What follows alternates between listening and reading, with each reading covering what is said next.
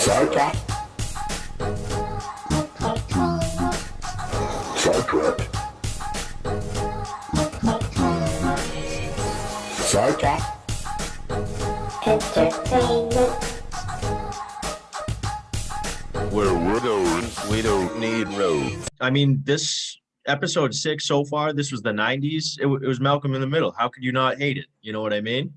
I mean, we could hate it. There's reasons that we could. I mean, Well, the reasons being is there wasn't enough Malcolm in the Middle.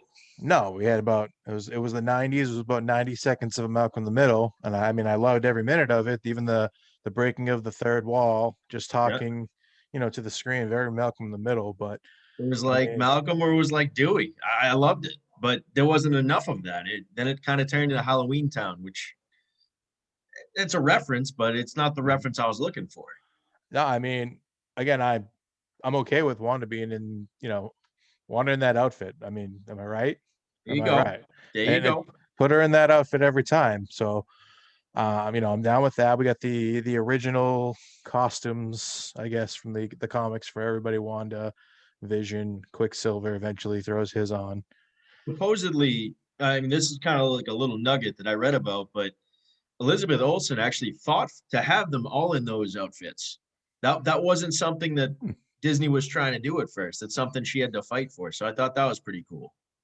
All right. I mean, was she just going to be in by herself if it wasn't, is she going to be standing there?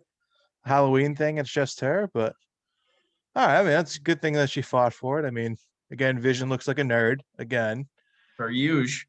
Yep. But Quicksilver looked pretty cool. He had the Wolverine, Ace Ventura hair going there.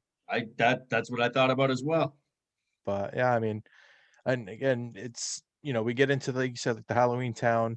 We get into the middle of the town there, and Well, we Vision's really hadn't been back to that part of the town since the talent show from episode 2.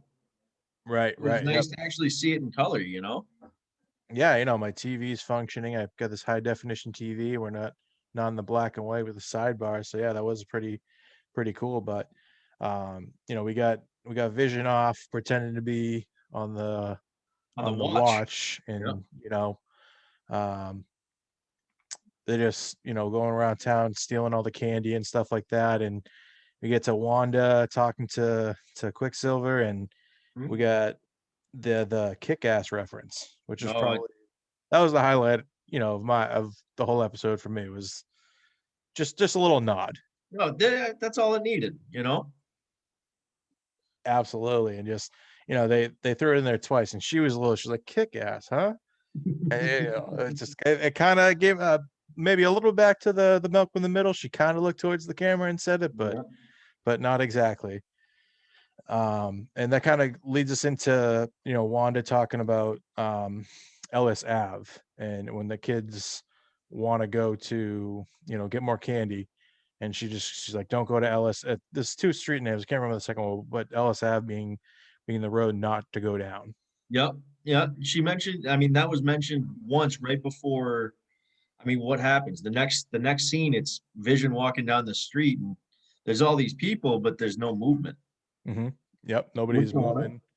Yeah, everybody's just, it's the Rick and Morty, the side of the simulation with Jerry, where it's down to 10%, nobody's moving around, and just as you mentioned, I think it was the creepy one with the lady crying when she was trying to hang. It might have been like the Halloween lights or the spider web, whatever it was, and she just kept doing this, and it just she couldn't reach her face. Yeah, she couldn't reach, and there's just one tear coming down her face. I was just kind of like, what's going on? It's Twilight Zone right now. I mean, who hasn't been there when you're trying to like reach for trying to reach your plug into the socket, and you can't get it twisted right? Everybody wants to cry. She's just doing it. Plug into the sock, you're not tall enough to reach the top of the shelf. We've all been there.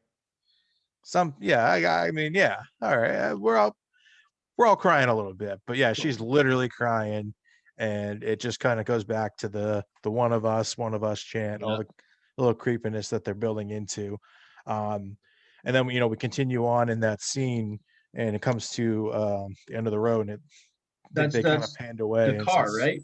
Yeah, the car. So it just says stop, big stop sign at the end of the road.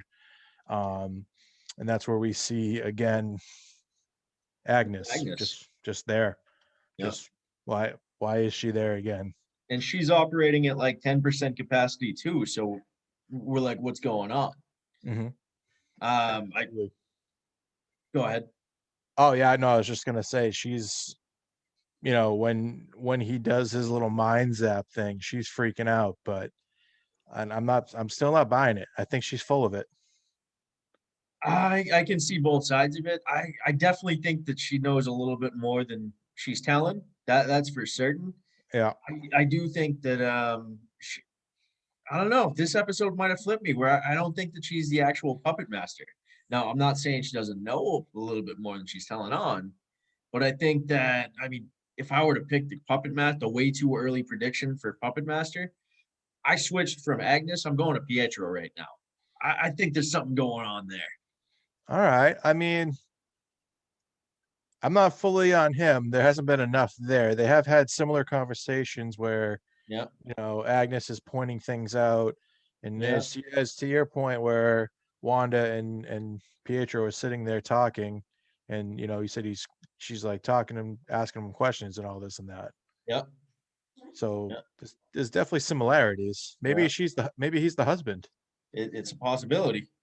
They're both in on it. Yeah, it could happen. It could happen. And then, I mean, what happens after Agnes? I mean, Vision's done with Agnes. He zaps her head again, and I mean, he keeps walking past Ellis Ave. He Just gets keeps through the going. hex. What the hell? That was one of the craziest scenes so far this season. Mm-hmm. Uh, my initial thought was he still has the Infinity Stone, but I think you said it best. He was a shell of himself. Parts of himself just kept getting pulled back to the hex. So this is the first time we've actually seen the hex interact with anything like that. Yeah, nothing's pulled back like that. We've had Monica's, pants and shirt that was the Kevlar, but that didn't get pulled back in. So It's almost this like there's a is leash around Vision or something like that. the leash, and he tried to break that leash and run off. No. But he got, obviously gets pulled back in eventually.